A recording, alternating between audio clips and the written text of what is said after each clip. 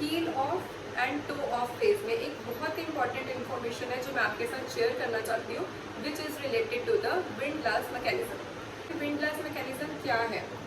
हमारी फीट के नीचे प्लांटर फेशिया प्रेजेंट है। जब हमारा फीट प्लांटर फ्लेक्स्ड पोजीशन में जाता है तो ये फेशिया टाइटन हो जाता है, शॉर्टन हो जाता है, सो दैट ये जो फीट की मीडियल लॉन्गिट्यूडनल आर्च है उसको मेंटेन रख सके। अब heel off and toe off के फेज में क्या हो रहा है कि हमारी बॉडी का जितना भी वेट है वो हमारे एम्प्टी पीस पर आ रहा है।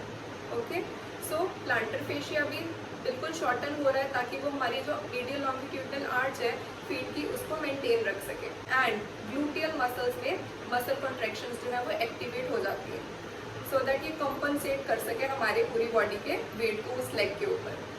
अब जिस पेशेंट में ग्लूटियस मसल ही वीक है, मीन्स ग्लूटियस मसल सपोर्ट नहीं कर रहा, तो सारा का सारा जो लोड है वो हमारे एम्प्टी पीस के ऊपर आ गया, राइट।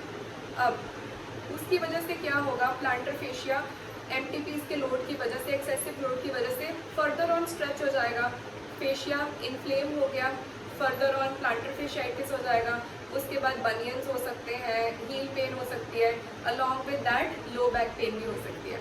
तो जिन पेशेंट्स को लो बैक पेन है और हील की पेन है, प्लांटर फेशियाइटिस है, हमें सिर्फ उस पर्टिकुलर एरिया को ट्रीट नहीं करना है, but we have to think out of the box.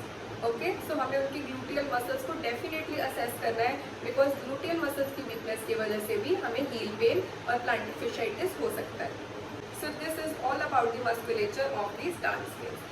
I hope you found this video helpful, and if you want me to explain more such videos to you, do write the topics in the comment section given down below. Thank you.